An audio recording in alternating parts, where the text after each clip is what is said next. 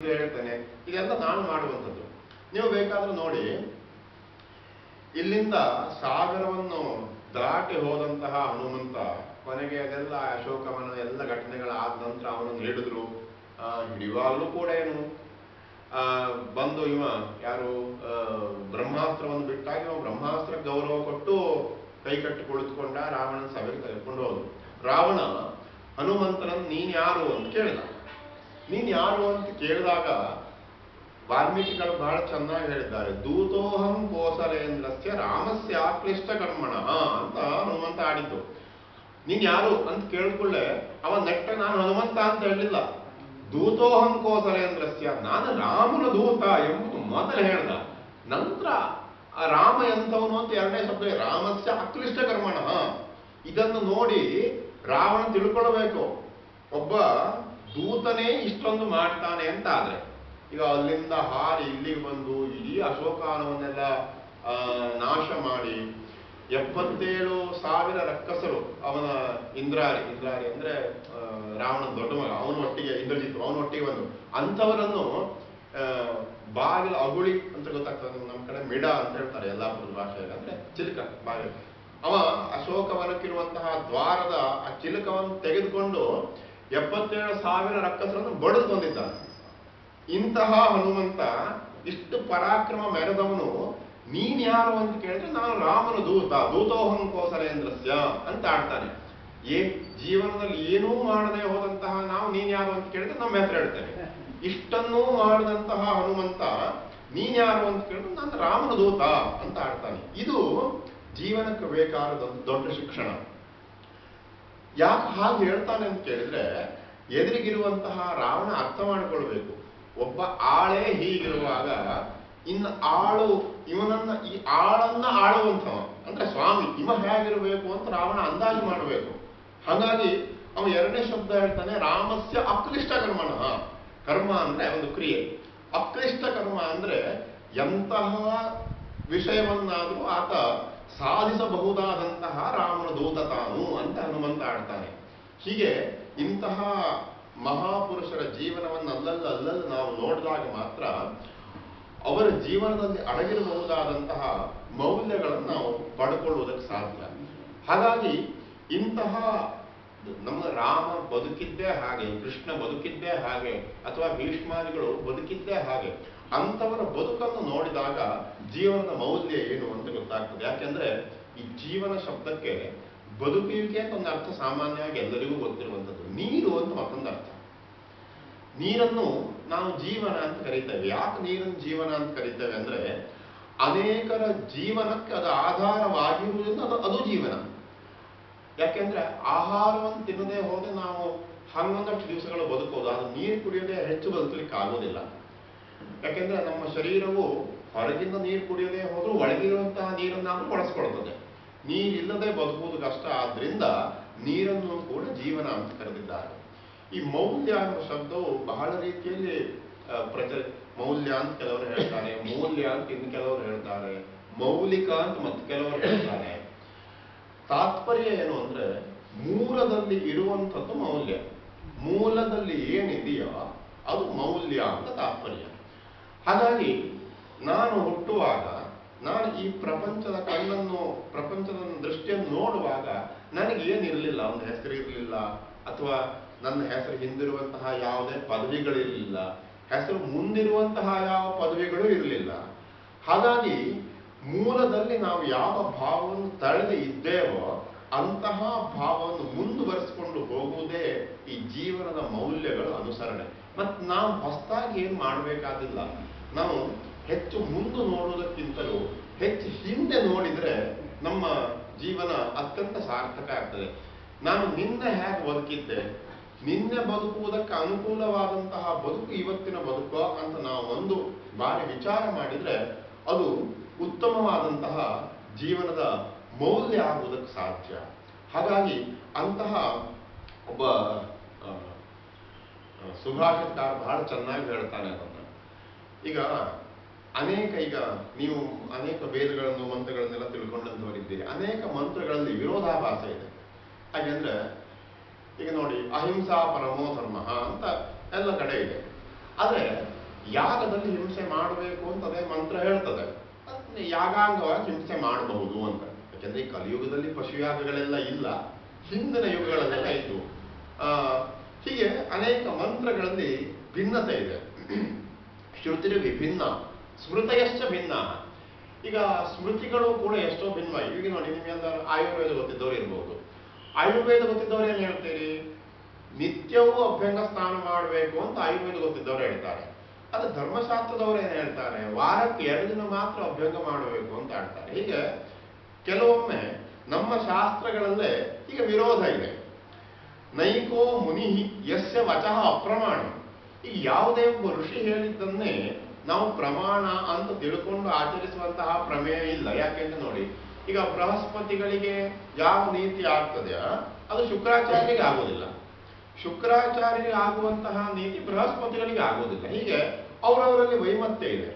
ಹಾಗಾದ್ರೆ ಒಬ್ಬ ಸಾಧಕನಾದವ ಅಥವಾ ಒಬ್ಬ ಜಿಜ್ಞಾಸು ಆದವ ಅವ ಯಾವ ಮಾರ್ಗವನ್ನು ತುಳಿಬೇಕು ಅಂತ ಕೇಳಿದ್ರೆ, ಮಹಾಜನೋ ಏನ ಗತಸ್ಸ ಪಂಥ ಅಂತ ಬಹಳ ಚೆನ್ನಾಗಿ ಹೇಳಿದ್ದಾರೆ. ಪ್ರಪಂಚದಲ್ಲಿ ಮಹಾತ್ಮರು ಅಂತ ಅನಿಸಿಕೊಂಡವರು ಅಥವಾ ಮಹಾತ್ಮರಾಗಿ ತಮ್ಮ ಬದುಕನ್ನು ಸವೆಸಿದಂಥವರು ಯಾವ ಮಾರ್ಗವನ್ನು ಹಿಡ್ಕೊಂಡು ಅವರ ಜೀವನದ ಯಶಸ್ಸನ್ನು ಅವರು ಕಂಡಿದ್ದಾರೆ, ನಾವು ಅದೇ ಮಾರ್ಗದಲ್ಲಿ ಹೋದ್ರೆ ನಮ್ಮ ಜೀವನ ಕೂಡ ಸಾರ್ಥಕ ಆಗುವುದಕ್ಕೆ ಸಾಧ್ಯ ಅಂತ.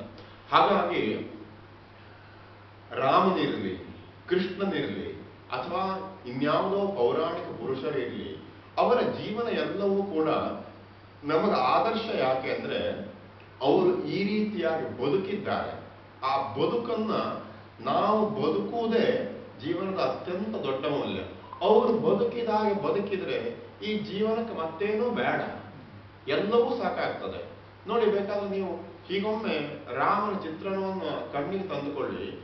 ಆತ ಯಾರ್ಯಾರೊಡನೆ ಹೇಗೆ ಬದುಕಿದ್ದಾನೆ ಅಂತ. ಹಾಗಾದ್ರೆ ರಾಮ ಬದುಕಿದಷ್ಟು ರಾಮ ಬದುಕಿದಂಗೆ ಬದುಕಲಿಕ್ಕೆ ಆಗುವುದಿಲ್ಲ. ಆದ್ರೂ ನಾವು ಪ್ರಯತ್ನ ಮಾಡಿದ್ರು ಸಾಕು. ತಂದೆಗೆ ಮಗನಾಗಿ ರಾಮ ಹೇಗೆ ಬದುಕಿದ್ದಾನೆ, ತಾಯಿಗೆ ಮಗನಾಗಿ ರಾಮ ಹೇಗೆ ಬದುಕಿದ್ದಾನೆ. ಹಾಗಾಗಿ ಒಬ್ರು ವಿದ್ವಾಂಸರು ಹೇಳ್ತಿದ್ರು, ಲಕ್ಷ್ಮಣ ಭರತ ಆಗೋದಕ್ಕೆ ಏನು ಕಷ್ಟ ಇಲ್ಲ, ಒಬ್ಬ ರಾಮ ಇದ್ರೆ ಯಾರೂ ಲಕ್ಷ್ಮಣ ಆಗ್ಬೋದು, ಯಾರೂ ಭರತ ಆಗ್ಬೋದು ಅಂತ. ಅವರೆಲ್ಲ ರಾಮನನ್ನು ಅನುಸರಿಸಿ ಬದುಕಿದವರು, ಹಾಗಾಗಿ ಏನೂ ಕಷ್ಟ ಇಲ್ಲ ಅಂತ. ರಾಮನಾಗುವುದೇ ಕಷ್ಟ. ಆತ ತಮ್ಮಂದಿರ ವಿಷಯದಲ್ಲಿ ಹೇಗೆ ನಡ್ಕೊಂಡಿದ್ದಾರೆ, ಈ ಹೆಂಡತಿ ವಿಷಯದಲ್ಲಿ ಹೇಗೆ ನಡ್ಕೊಂಡಿದ್ದಾನೆ, ರಾಜ ವಿಷಯದಲ್ಲಿ ಹೇಗೆ ನಡ್ಕೊಂಡಿದ್ದಾನೆ. ನೋಡಿ, ಒಮ್ಮೆ ನಮ್ಮ ಇವತ್ತಿನ ರಾಜಕಾರಣಿಗಳೆಲ್ಲ ರಾಮಾಯಣ ಓದಿ ಬಂದ್ರೆ ಎಷ್ಟು ಒಳ್ಳೆ ರಾಜ್ಯ ಆಗ್ತಿತ್ತು ನಮ್ಮಲ್ಲಿ. ಅಂದ್ರೆ ಒಂದು ಪ್ರತಿಮಾ ನಾಟಕ ಆಗ್ತಿದೆ. ಆ ಪ್ರತಿಮಾ ನಾಟಕದಲ್ಲಿ ಆತ ಹೊಗಳುವಾಗ ಅಂದ್ರೆ ರಾಜನಾದವ ಹೇಗಿರ್ಬೇಕು ಅಂತ ಹೇಳುವಾಗ ಒಂದು ಮಾತನ್ನು ಹೇಳ್ತಾನೆ, ಭಾನು ಸಕೃತ್ಯುಕ್ತ ತುರಂಗ ಏವ. ಈಗ ನಮ್ಮ ಪೌರಾಣಿಕವಾದಂತಹ ಹಿನ್ನೆಲೆಯಲ್ಲಿ, ಈಗ ಆಧುನಿಕ ವಿಜ್ಞಾನ ಅದು ಬೇರೆ ಅಂತಲ್ಲ, ಸೂರ್ಯನ ಸುತ್ತ ಗ್ರಹಗಳು ತಿರುಗ್ತವೆ ಅಂತ ಈಗಿನ ಆಧುನಿಕ ವಿಜ್ಞಾನ. ಪೌರಾಣಿಕವಾದ ಹಿನ್ನೆಲೆಯಲ್ಲಿ ಸೂರ್ಯ 7 ಅಶ್ವಗಳಿಂದ ಬಂಧಿತವಾದಂತಹ ರಥದಲ್ಲಿ ಕುಳಿತುಕೊಂಡು ಭೂಮಿಯನ್ನು ಸುತ್ತುವರಿಯುತ್ತಾನೆ ಅಂತ ಪೌರಾಣಿಕ ಮರ್ಯಾದೆ, ಅದು ತಪ್ಪು ಅಂತಲ್ಲ.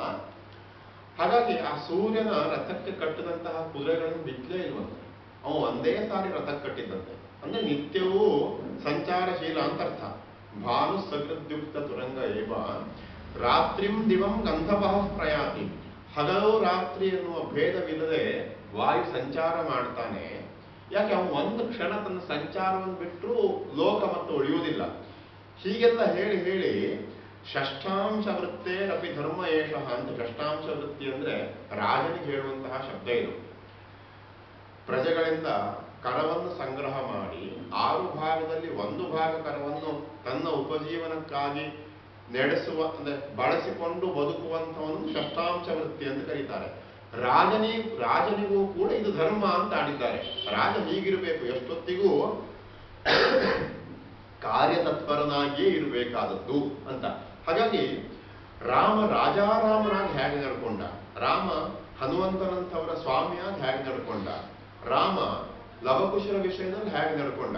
ಎಷ್ಟು ಕೊನೆಯ ಈಗ ರಾಮ ಅವಸಾನದ ಕಾಲದಲ್ಲಿ ಇಡಿಯಾದಂತಹ ಅಂದ್ರೆ ಆಗಿನ ಸಾಕೇತ ಸಾಮ್ರಾಜ್ಯ ಅದನ್ನ ಈಗ ಅವರೆಲ್ಲರಿಗೂ 2 ಮಕ್ಕಳು, ರಾಮನಿಗಿಬ್ರು, ಲಕ್ಷ್ಮಣನಿಗಿಬ್ರು, ಭರತ ಶತ್ರುಘ್ನಿಗೂ ಇಬ್ಬಿಬ್ಬರು ಮಕ್ಕಳು. ಆತ 8 ಭಾಗ ಮಾಡ್ತಾನೆ.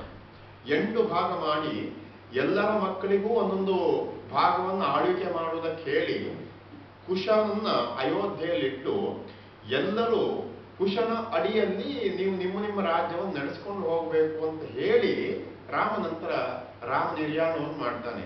ಅಂದ್ರೆ ಒಬ್ಬ ಕುಟುಂಬ ವತ್ಸಲನಾಗಿ ತಾನು ಹೇಗಿರಬೇಕು ಎಂಬುದನ್ನ ರಾಮನ ಈ ಜೀವನದಿಂದ ನಾವು ಅರ್ಥಕೊಳ್ಬೇಕು. ಅಲ್ಲದೆ ಹೋದ್ರೆ ನೋಡಿ, ರಾಮ ದಶರಥನ ಮಗ, ಹಿರಿಯ ಮಗ, ಚಕ್ರವರ್ತಿ ಆಗಿದ್ದಾನೆ. ತನ್ನ ದೊಡ್ಡ ಮಗನಾದಂತಹ ಕುಶನಿಗೆ ಇಡಿಯಾದಂತಹ ರಾಜ್ಯವನ್ನು ಕೊಟ್ಟು ಅವ ಹೊರಕೊಡಬಹುದಿತ್ತು. ರಾಮ ಹಾಗೆ ಮಾಡಲಿಲ್ಲ. ಇಡಿಯಾದ ರಾಜ್ಯವನ್ನು 8 ಭಾಗ ಮಾಡಿ ಎಲ್ಲರ ಮಕ್ಕಳಿಗೂ ಒಂದೊಂದು ಪ್ರದೇಶವನ್ನು ಆಡಿಕೊಂಡಿರುವಂತೆ ಹೇಳಿ ಎಲ್ಲರೂ ಕೂಡ ಕುಶನ ಚಕ್ರಾಧಿಪತ್ಯದಲ್ಲಿ ಇರಬೇಕು ಅಂತ ಇಷ್ಟು ಒಳ್ಳೆ ವ್ಯವಸ್ಥೆ ಮಾಡಿ ರಾಮ ನಿರ್ಯಾಣವನ್ನು ಮಾಡಿದಾನೆ. ಹಾಗಾಗಿ ಯಮ, ಕಾಲಪುರುಷ ಅಂದ್ರೆ ಯಮ ಬಂದು ರಾಮನಿಗೆ ಹೇಳ್ತಾನೆ, ಬಹಳಷ್ಟು ವರ್ಷ ಆಯ್ತು ಇಲ್ಲಿದ್ದು, 11,000 ವರ್ಷ ಆಗ್ತಾ ಬಂತು, ಸ್ವರ್ಗದಲ್ಲೆಲ್ಲ ದೇವತೆಗಳು ನೋಡ್ತಾ ಇದ್ದಾರೆ, ರಾಮ ಬರುವುದೇ ಇಲ್ಲ, ಎಷ್ಟು ದಿವಸ ಆಯ್ತು ಅಂತ. ಯಾವಾಗ ಬರ್ತೀಯ ಅಂತ ಕೇಳಿದಾಗ ರಾಮ ಹೇಳಿದ್ದನ್ನೇ ಮಾತನ್ನ, ಅಂದ್ರೆ ಅಸ್ಥಿರವಾದಂತಹ ಸಂಸಾರ ಆದ್ರೂ ಪ್ರತಿಯೊಬ್ಬನು ತನ್ನ ಜವಾಬ್ದಾರಿ ಅಂತ ಏನಿದೆಯೋ ಅದನ್ನು ಸರಿಯಾಗಿ ನಿರ್ವಹಿಸಿಯೇ ಮುಂದೆ ಬರಬೇಕು. ತಾನು ಇಷ್ಟು ದೊಡ್ಡದ ರಾಜನಾಗಿದ್ದೇನೆ ಇಲ್ಲಿ, ಆದ್ರಿಂದ ಇಲ್ಲಿಂದ ಹೊರಡುವಾಗ ನಂದೊಂದು ಜವಾಬ್ದಾರಿ ಇದೆ.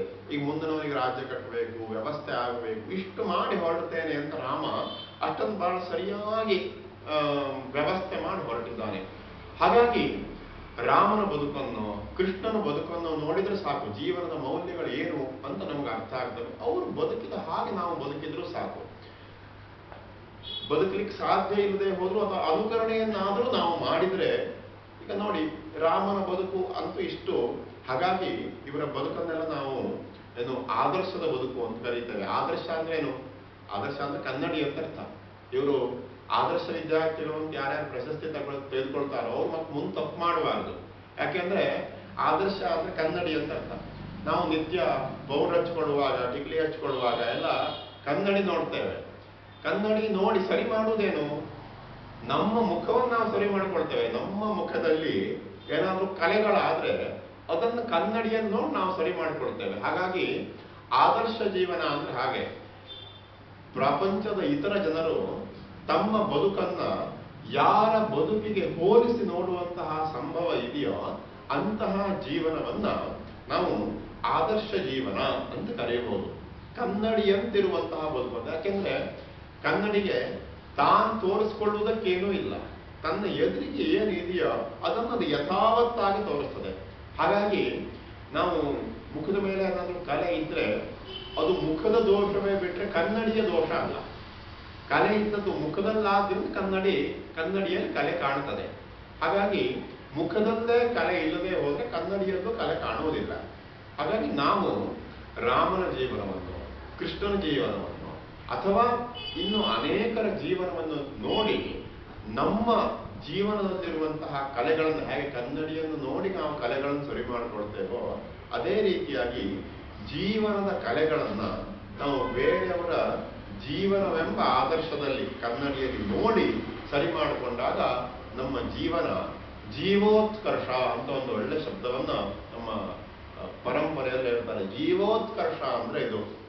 ಯಾಕೆಂದ್ರೆ ಹುಟ್ಟಿದಂತಹ ಮನುಷ್ಯನಾಗಿಯೇ ಇರುವುದಲ್ಲ. ಯಾಕೆಂದ್ರೆ ಬದುಕುವಿಕೆ ಎನ್ನುವುದು ಪ್ರಾಣಿಗಳಲ್ಲೂ, ಪಕ್ಷಿಗಳಲ್ಲೂ, ತಿರ್ಯಕ್ ಜಂತುಗಳಲ್ಲೂ, ನಮ್ಮಲ್ಲೂ ಅತ್ಯಂತ ಸಹಜವಾದಂಥದ್ದು. ಆದ್ರೆ ಈ ಜೀವೋತ್ಕರ್ಷ ಹೊಂದುವುದು ಮನುಷ್ಯ ಮಾತ್ರ, ಅದು ಬೇರೆ ಪ್ರಾಣಿಗಳಿಗೆ ಇಲ್ಲದೆ ಹೋದಂತಹ ವಿಷಯ.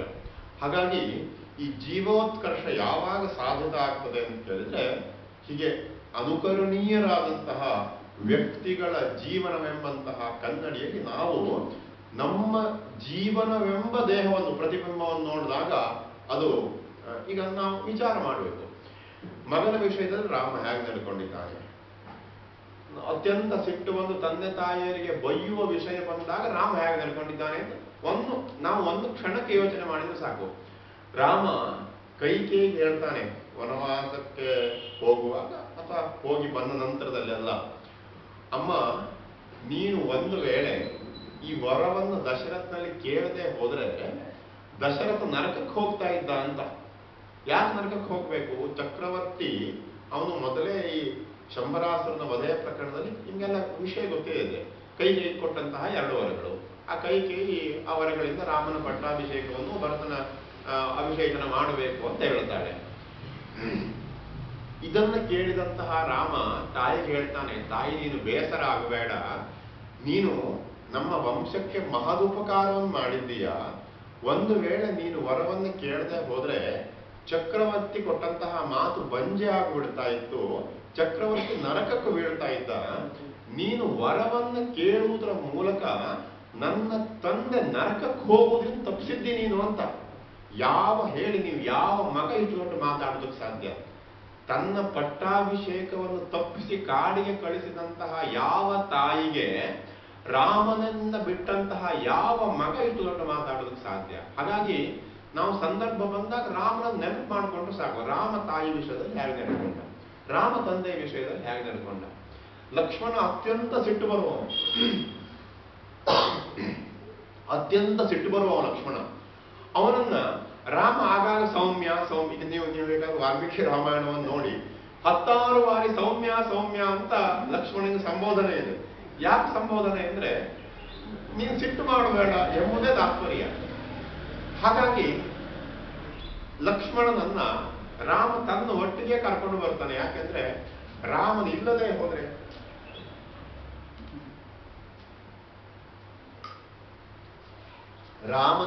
ಹೋದ್ರೆ ಲಕ್ಷ್ಮಣನ ನಿಯಂತ್ರಣ ಮಾಡೋದು ಬಹಳ ಕಷ್ಟ. ರಾಮನಿಗೆ ಗೊತ್ತುಂಟದು, ಇವ ನನ್ನ ಕೈಯನ್ನು ಮಾತ್ರ ನಿಯಂತ್ರಿತನಾಗುವಂಥವನು ಅಂತ.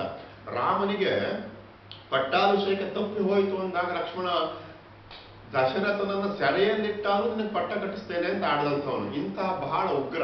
ಇವ ನನ್ನೊಟ್ಟಿಗೆ ಇರಬೇಕು ಅಂತ ಲಕ್ಷ್ಮಣನ ಒಟ್ಟಿಗೆ ಕರ್ಕೊಂಡು ಬರ್ತಾನೆ. ಯಾಕೆ? ಅರಮನೆಯಲ್ಲಿರುವಂತಹ ಬೇರೆಯವರಿಗೆ ಏನೂ ತೊಂದರೆ ಆಗಬಾರ್ದು ಎಂಬಂತಹ ಕಾರಣಕ್ಕೆ.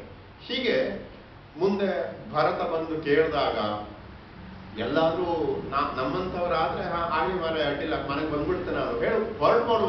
ಆದ್ರೆ ರಾಮ ಹೊರಡ್ಲಿಲ್ಲ. ಪ್ರತಿಯೊಂದು ವಿಷಯಗಳು ಮುಂದೆ ಬಾಲೆಯ ವಿಷಯ ಇರಲಿ, ಸುಗ್ರೀವನ ವಿಷಯ ಇರಲಿ, ಕೊನೆಗೆ ರಾವಣನ ವಿಷಯದವರೆಗೂ ಎಷ್ಟು ದೊಡ್ಡ ಸಂದೇಶವನ್ನು ನಾವು ಏನು ಜೀವನದ ಮೌಲ್ಯಗಳು ಅಂತ ಆಡ್ತೇವೆ ಅಂದ್ರೆ, ಕೊನೆಗೆ ರಾಮನಿಗೆ ಯುದ್ಧ ಆಗುವಂತಹ ಪ್ರಸಂಗದಲ್ಲಿ ಅವನನ್ನು ಕೊಲ್ಲುವಾಗ ರಾಮ ವಿಭೀಷಣನಲ್ಲಿ ಕೇಳ್ತಾನೆ, ನಿನ್ನ ಅಣ್ಣನನ್ನು ನಾನು ಕೊಲ್ಲಬಹುದೋ ಅಂತ. ಯಾಕೆ ಕೇಳಬೇಕು ಅಂತ ಕೇಳಿದ್ರೆ, ವಿರೋಧಿ ಆಗಿರ್ಲಿ ಎಷ್ಟೇ ಆಗಿದ್ರು ಅಣ್ಣ ಎಂಬ ಭಾವನೆ ಅಂತರಂಗದಲ್ಲಿ ಜಾಗೃತವಾಗಿದ್ದು ಮತ್ತೆ ರಾಮ ನನ್ನ ಅಣ್ಣನನ್ನು ಕೊಂದ ಅಂತ ವಿಭೀಷಣ ಭಾವಿಸಬಾರದು ಅಂತ, ನಿನ್ನ ಅಣ್ಣನನ್ನು ನಾನು ಕೊಲ್ಲಬಹುದೋ ಅಂತ ರಾಮ ವಿಭೀಷಣನಲ್ಲಿ ಕೇಳಿ ರಾವಣನನ್ನು ಕೊಲ್ಲೋದು. ಈಗ ಶತ್ರುತ್ವ ಇರುವುದು ರಾವಣನಿಗೂ ವಿಭೀಷಣ ನಂತರ ಒಂದು ಸೇರಿಕೊಂಡವ. ಅವನನ್ನ ಕೇಳಬೇಕಾದಂತಹ ಪರಿಸ್ಥಿತಿಯೇ ಇರಲಿಲ್ಲ. ಆದರೂ ಅವ ವಿಭೀಷಣನ್ನು ಕೇಳಿಕೊಳ್ತಾನೆ. ಇದನ್ನ ವಾಲ್ಮೀಕಿ ರಾಮಾಯಣದಲ್ಲಿ ಬಹಳ ಚೆನ್ನಾಗಿ ಹೇಳಿದ್ದಾರೆ. ರಾಮ ಬಾಣ ಬಿಡುವಾಗ ಸಿಟ್ಟನ್ನು ತಂದುಕೊಂಡು ಬಿಟ್ಟ ಅಂತ. ಯಾಕಂದ್ರೆ ನೀವು ಬೇಕಾದ್ರೆ ಟ್ರೈ ಮಾಡಿ ನೋಡಿ, ಮಕ್ಕಳಿಗೆ ಬೈಬೇಕು ಅಥವಾ ಮಕ್ಕಳಿಗೆ ಹೊಡಿಬೇಕು ಅಂತ ಸಿಟ್ಟು ಬರಬೇಕು. ಸಿಟ್ಟು ಬರದೇ ಹೋದ್ರೆ ಹೊಡಿಲಿಕ್ಕೂ ಬೈಲಿಕ್ಕೂ ಯಾವುದಕ್ಕೂ ಆಗುದಿಲ್ಲ. ಬೇಕಾದ್ರೆ ತಾಯಂದ್ರಿಗೆಲ್ಲ ಅನುಭವ ಇರಬಹುದು. ಮಕ್ಕಳಿಗೆ ಹೊಡಿಬೇಕು ಅಂದ್ರೆ ನಮ್ಗೆ ಸಿಟ್ಟು ಬರಬೇಕು. ಯಾಕೆಂದ್ರೆ ನಮ್ಮಲ್ಲಿ 3 ಗುಣಗಳಿದ್ದಾವೆ, ಸತ್ವ, ರಜಸ್ವ ಹಾಗೂ ತಮಸ್ಸು. ತಮೋ ಗುಣ ಬಂದ್ರೆ ನಾವು ಬೇರೆ ಏನನ್ನೋ ಮಾಡಿಬಿಡ್ತೇವೆ. ಕ್ರಿಯೆಯಲ್ಲಿ ಮನುಷ್ಯನನ್ನು ಪ್ರವರ್ತಿಸುವುದು ರಜೋಗುಣ. ಹಾಗಾಗಿ ಅತ್ಯಂತ ಸಾತ್ವಿಕರಾದವರು ಹೆಚ್ಚು ಎದ್ದೋಗುವುದಿಲ್ಲ. ಅವರು ಹೆಚ್ಚು ಧ್ಯಾನ ತಪ ಇಷ್ಟರಲ್ಲೇ ಮಾಡ್ತಾರೆ. ಕ್ರಿಯೆ ಆಗುವಂತೆ ಮಾಡುವುದು ರಜೋಗುಣ. ಈ ಸಿಟ್ಟು ಎನ್ನುವುದು ರಜೋಗುಣದ ಪ್ರತೀಕ. ರಾವಣನನ್ನು ಕೊಲ್ಲಬೇಕು, ಬಾಣವನ್ನು ಬಿಡಬೇಕು ಅಂದ್ರೆ ರಾಮನಿಗೆ ಸಿಟ್ಟು ಬರಬೇಕು. ಹಾಗಾಗಿ ತನ್ನಲ್ಲಿ ಇಲ್ಲದೆ ಹೋದಂತಹ ಸಿಟ್ಟನ್ನು ರಾಮ ತಂದುಕೊಂಡು ರಾವಣನ ಬಾಣ ಬಿಟ್ಟ ಅಂತ ಅರ್ಥ. ಹಾಗಾಗಿ ರಾಮನಿಗೆ ಸಿಟ್ಟು ಬರ್ತಾ ಇರಲಿಲ್ಲ. ಬಾಣ ಬಿಡಬೇಕು ಅಂದ್ರೆ ಸಿಟ್ಟನ್ನು ತಂದುಕೊಳ್ಬೇಕು. ಈ ಸಿಟ್ಟು ಇರುವುದಕ್ಕೂ ಸಿಟ್ಟನ್ನು ತಂದುಕೊಳ್ಳುವುದಕ್ಕೂ ಬಹಳ ವ್ಯತ್ಯಾಸ ಇದೆ. ಈಗ ನಮಗೆಲ್ಲ ಸಿಟ್ಟು ಇರುವುದಿಲ್ಲ, ಅದು ಬೇಕಾದ ಹೊತ್ತಿಗೆ ಬಂದು ಬಿಡ್ತದೆ. ರಾಮ ಹಾಗಲ್ಲ, ಇಲ್ಲದೆ ಹೋದಂತಹ ಸಿಟ್ಟನ್ನು ತಂದುಕೊಂಡು ಬಿಟ್ಟಿದ್ದಾನೆ. ಹಾಗಾಗಿ ಇಂತಹ ರಾವಣ ಸಾಯ್ತಾನೆ. ರಾವಣ ಸತ್ತ ನಂತರದಲ್ಲಿ ವಿಭೀಷಣನಲ್ಲಿ ಹೇಳ್ತಾನೆ ರಾಮ, ಅವನ ಅಂತ್ಯಕ್ರಿಯೆಯನ್ನು ಮಾಡು ಅಂತ. ರಾವಣನ ಅಂತ್ಯಕ್ರಿಯೆಯನ್ನು ಮಾಡು. ಆಗ ವಿಭೀಷಣ ನಿರಾಕರಿಸ್ತಾನೆ, ಇಷ್ಟೊಂದು ಪಾಪಿ, ಇವನ ಅಂತ್ಯಕ್ರಿಯೆಯನ್ನು ಮಾಡಬೇಕಾದಿಲ್ಲ. ಆಗ ರಾಮ ಒಂದು ಮಾತು ಹೇಳ್ತಾನೆ, ಮರಣಾಂತಾನಿ ವೈರಾಣಿ ಅಂತ. ಇದು ನಿಜವಾದ ಜೀವನದ ಮೌಲ್ಯ. ವೈರ ಎಲ್ಲಿವರೆಗೆ ಕೇಳಿದ್ರೆ ಸಾಯುವವರೆಗೆ ಮಾತ್ರ ವೈರ.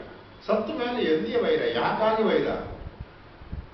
ರಾವಣ ಸಾಯುವಲ್ಲಿವರೆಗೆ ಮಾತ್ರ ಅವನ ಅನುವೈರಿ. ಎಷ್ಟು ಹೊತ್ತಿಗೆ ರಾವಣ ಸತ್ನ ಅವನನ್ನು ವೈರಿ ಅಲ್ಲ, ಅವನ ವೈರ ಭಾವ ಅಲ್ಲಿಗೆ ಮುಗಿಯಿತು. ಆದ್ರಿಂದ ನೀನು ರಾವಣ ದೇಹಕ್ಕೆ ಅಂತ್ಯ ಸಂಸ್ಕಾರ ಮಾಡುವಂತ ರಾಮ ವಿಭೀಷಣನಿಗೆ ಹೇಳ್ತಾನೆ. ಇದು ನಾವು ಅವರವರ ಜೀವನದಿಂದ ಅರಿತುಕೊಳ್ಳಬೇಕಾದಂತಹ ಸಂಗತಿ. ಹಾಗಾಗಿ ಇದು ನಿಜವಾದಂತಹ ಜೀವನದ ಮೌಲ್ಯ. ನಾವು ಎಷ್ಟೋ ಜನರಲ್ಲಿ ವಿರೋಧವನ್ನು ಕಟ್ಟಿಕೊಳ್ತೇವೆ, ಎಷ್ಟೋ ಜನ ಆಚೆ ಮನೆಯವರು ನಮ್ಮ ಕಂಡ್ರೆ ಆಗೋದಿಲ್ಲ. ಈ ಎಲ್ಲ ವೈರಿಗಳು ಎಲ್ಲಿಯವರೆಗೆ ಕೇಳಿದ್ರೆ ನಾವು ಸಾಯುವಲ್ಲಿವರೆಗೆ ಇರುವ 4 ದಿನದ ಬದುಕಿಗೆ ನಾವು ಹೊಡೆದಾಡುವುದು ಅಷ್ಟಿಷ್ಟಲ್ಲ, ಅಷ್ಟಿಷ್ಟು ಹೊಡೆದಾಡಿ ತೆಗೆದುಕೊಂಡು ಹೋಗುವುದು ಮತ್ತೇನೇ ಇಲ್ಲ. ಯಾಕೆಂದ್ರೆ ಈಗ ನೀವು ಈ ಭೋಜರಾಜನ ಹೆಸರನ್ನು ಕೇಳಿರ್ಲೇಬೇಕು. ಈ ಭೋಜ ಕಾಳಿದಾಸದಲ್ಲಿ ಯಾವ ಭೋಜರಾಜ ಬರ್ತಾನೋ ಅವನ ಚಿಕ್ಕಪ್ಪ, ಭೋಜನ ಚಿಕ್ಕಪ್ಪ ಮುಂಜ ಅಂತ.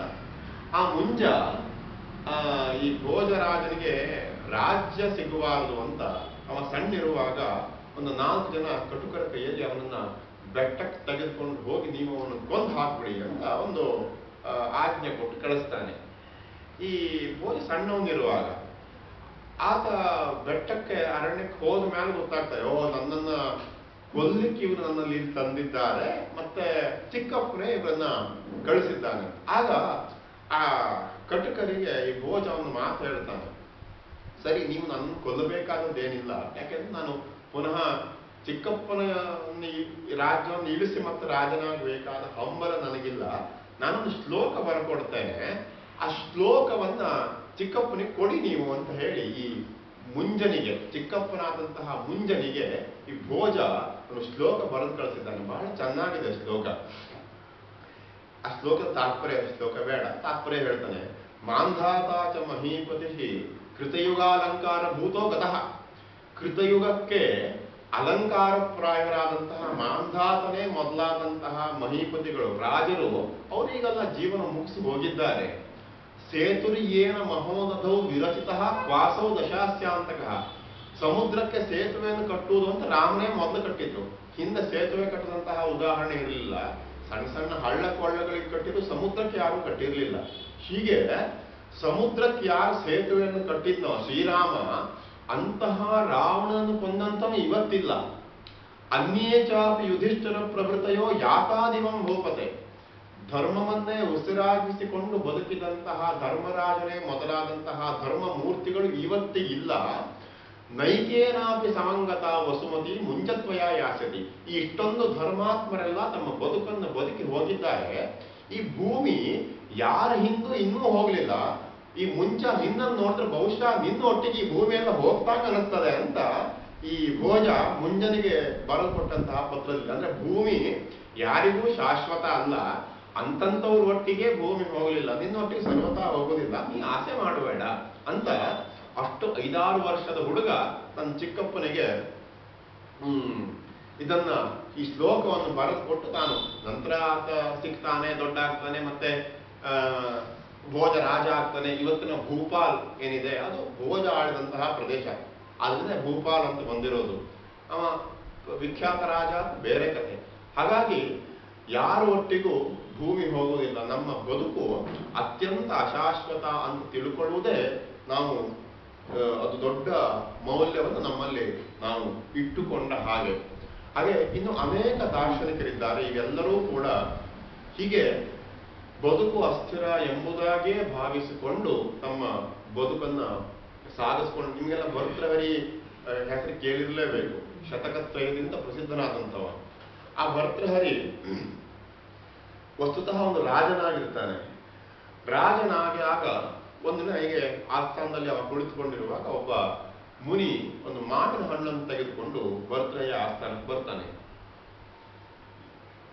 ಬಂದು ಅವ ರಾಜನಲ್ಲಿ ಹೇಳ್ತಾನೆ, ಇದು ತಾನು ತಪಸ್ಸಿನಿಂದ ಗಳಿಸಿದಂತಹ ಮಾವಿನ ಹಣ್ಣು, ಇದನ್ನ ನೀನು ತಿಂದ್ರೆ ಬಹಳ ದೀರ್ಘಾಯುಷ್ಯವನ್ನು ಹೊಂದಿ, ಬಹಳ ನಿನಗೆ ರೋಗಗಳು ಇತ್ಯಾದಿಗಳು ಏನು ಬಾಧಿಸುವುದಿಲ್ಲ. ಹಾಗಾಗಿ ನಾನು ತಿನ್ನುವುದಕ್ಕಿಂತ ನೀನು ತಿನ್ನುವುದು ಒಳ್ಳೆಯದು ಅಂತ. ಯಾಕಂದ್ರೆ ರಾಜ ತಿಂದ್ರೆ ಅದರ ಪರಿಣಾಮ ಇಡಿಯಾದಂತಹ ರಾಜ್ಯಕ್ಕಾಗುವುದರಿಂದ ಈ ಹಣ್ಣು ನಿನಗೇ ಇರಲಿ ಅಂತ ಇವ ರಾಜ್ಯದ ಸಭೆಯಲ್ಲಿ ಕುಳಿತುಕೊಂಡಿರುವಾಗ ಋಷಿ ಬಂದು ಕೊಟ್ಟು ಹೋಗ್ತಾನೆ. ಕೊಟ್ಟು ಹೋದ ನಂತರ ಈ ರಾಜ ಬಹಳ ವಿಚಾರ ಮಾಡ್ತಾನೆ, ಯಾರು ನಾನು ತಿನ್ನೋ ಅಥವಾ ಬೇರೆಯವ್ರಿಗೆ ಕೊಳ್ಳೋ. ಈ ರಾಜನಿಗೆ ರಾಣಿ ಅತ್ಯಂತ ಪ್ರೀತಿ. ಈ ಅಂತಃಪುರಕ್ಕೆ ಹೋಗಿ ರಾಣಿಯಲ್ಲಿ ಹೇಳ್ತಾನೆ, ಹೀಗೆ ಋಷಿ ಬಂದು ಕೊಟ್ಟ ಈ ಪ್ರಪಂಚದಲ್ಲಿ ಅತ್ಯಂತ ಪ್ರೀತಿ ಪಾತ್ರಳು ಅಂತ ಇರುವವಳು ನೀನು, ಆದ್ರಿಂದ ಈ ಹಣ್ಣನ್ನು ನೀನು ತಿಂದು ನನಗೆ ಅತ್ಯಂತ ಸಂತೋಷ ಅಂತ ಈ ರಾಜ ಹೋಗಿ ರಾಣಿಯಲ್ಲಿ ಕೊಡ್ತಾನೆ. ಈ ಪುಣ್ಯಾತ್ಮ ರಾಣಿಗೆ ಆ ಕುದುರೆ ಲಾಯದಲ್ಲಿ, ಆನೆಯ ಲಾಯದಲ್ಲಿ ಒಬ್ಬ ಮಾವುತ ಇದ್ದ, ಆ ಮಾವುತರ ಮೇಲೆ ಅತ್ಯಂತ ಪ್ರೀತಿ. ಈ ರಾಣಿ ರಾಜ ಕೊಟ್ಟಂತಹ ಹಣ್ಣನ್ನು ಹೋಗಿ ಮಾವುತನಿಗೆ ತೆಗೆದುಕೊಂಡು ಹೋಗಿ ಕೊಡ್ತಾಳೆ, ನನಗೆ ಅತ್ಯಂತ ಪ್ರೀತಿ ಪಾತ್ರ ನೀನು, ಆದ್ರಿಂದ ನೀನು ಈ ಹಣ್ಣನ್ನು ತಿಂದು ಅಂತ. ಆ ಪುಣ್ಯಾತ್ಮ ಮಾವುತನಿಗೆ ಆ ಅರಮನೆಯ ಸಖಿ ಮೇಲೆ ಅತ್ಯಂತ ಇಷ್ಟ. ಅವನು ತಂದು ಆ ಹಣ್ಣನ್ನು ಸಖಿಯಲ್ಲಿ ಕೊಡ್ತಾನೆ, ನನಗೆ ಹೀಗೆ ರಾಣಿ ಕೊಟ್ಟಂತಹ ಹಣ್ಣು ನೀನ್ ತಿನ್ನು ಅಂತ. ಆ ಪುಣ್ಯಾತ್ಮ ಸಖಿ ಬಂದು ಪುನಃ ಆ ಹಣ್ಣನ್ನು ರಾಜನಿಗೆ ಕೊಡ್ತಾಳೆ, ಹೀಗೆ ನನಗೆ ಮಾವುತ ಕೊಟ್ಟಂತಹ ಹಣ್ಣಿದು, ಆದ್ದರಿಂದ ನೀನು ದೇಶದ ರಾಜ, ನೀನ್ ತಿನ್ಬೇಕು ಈ ಹಣ್ಣಂತ. ಆ ಹಣ್ಣನ್ನ ಮತ್ತೆ ಸಖಿ ತಂದು ಕೊಡುವಾಗ ರಾಜನಿಗೆ ಇದೆಲ್ಲ ಗೊತ್ತಾಗ್ಬಿಡ್ತದೆ. ಆಗ ತಕ್ಷಣ ಆ ರಾಜ ಎಲ್ಲ ತಮ್ಮ ಸಂಸಾರದ ಬಂಧಗಳನ್ನು ಕಳ್ಕೊಂಡು ಒಂದು ಶ್ಲೋಕ ಹೇಳ್ತಾನೆ. ಇಷ್ಟಕ್ಕೂ ಕಾರಣ ಯಾರು ಅಂತ ಕೇಳಿದ್ರೆ ಆ ಶ್ಲೋಕ ಬಹಳ ಚೆನ್ನಾಗಿದೆ. ಯಾಂ ಚಿಂತಯಾಮಿ ಸತತಂ ಮೈಸಾ ವಿರಕ್ತ. ನಾನು ಸತತವಾಗಿ ಯಾವಳನ್ನು ಇಷ್ಟಪಡ್ತೇನೋ ಅವಳಿಗೆ ನನ್ನಲ್ಲಿ ಅನುರಕ್ತಿ ಇಲ್ಲ, ಅವಳು ವಿರಕ್ತಳಾಗಿದ್ದಾಳೆ. ಸಾಪ್ಯನ್ಯಮಿಚ್ಛತಿ ಜನಂ, ಅವಳಿಗೂ ಬೇರೊಬ್ಬ ಇಷ್ಟ. ಸಜನಃ ಅನ್ಯಸಕ್ತ, ಅವನಿಗೆ ಬೇರೆಯವಳು ಇಷ್ಟ. ಅಸ್ಮತ್ ಕೃತೇಚ ಪರಿಶಿಷ್ಟತೆ ಕಾತಿರೇಕ, ನನ್ನನ್ನು ಕಂಡ್ರು ಯಾವಳೋ ಒಬ್ಬಳಿಗೆ ಇಷ್ಟ ಇದೆ. ಇಷ್ಟಕ್ಕೆಲ್ಲ ಕಾರಣ ಏನು ಅಂತ ಕೇಳಿದ್ರೆ ಮದನ ಮನ್ಮಥ, ಅಂದ್ರೆ ಮದನನ ಬಾಣವೇ ಇಷ್ಟೆಲ್ಲ ಕಾರಣ. ಅದನ್ನು ಪ್ರಪಂಚಕ್ಕೆ ಧಿಕ್ಕಾರ ಇರಲಿ ಅಂತ ಹೇಳಿದಂತಹ ರಾಜ ಭರ್ತೃಹರಿಯಾಗ್ತಾನೆ, ದಾರ್ಶನಿಕನಾಗ್ತಾನೆ, ಶತಕತ್ರಯವನ್ನು ಬರೀತಾನೆ, ಪ್ರಸಿದ್ಧನಾಗಿದ್ದಾನೆ. ಹಾಗಾಗಿ ಎಲ್ಲ ದಾರ್ಶನಿಕನು ಕಂಡುಕೊಳ್ಳುವಂಥದ್ದು ಇದೇ ಮಾರ್ಗ.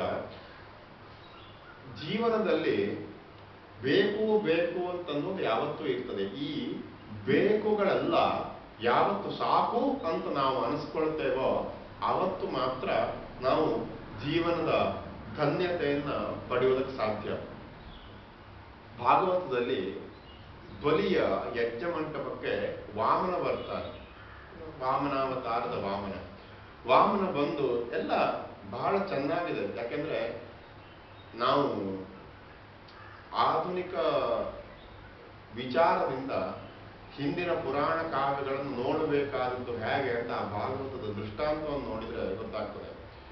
ಆತ ಎಷ್ಟು ಚೆನ್ನಾಗಿ ಬಲಿಯಲ್ಲಿ ಕೇಳ್ತಾನೆ ಅಂದ್ರೆ, ಈಗ ನಾನೇ ಉದಾಹರಣೆಗೆ ಯಾರನ್ನು ಹೋಗಿ ಒಂದು 100 ಕೊಡು ಅಂತಂದ್ರೆ ಅವ ಕೊಡ್ಲಿಕ್ಕಿಲ್ಲ, ಆದ್ರೆ ಅವನನ್ನು ಕೊಡುವಂತೆ ಕೇಳಿದಾಗ ಅವ ಕೊಡ್ತಾನೆ.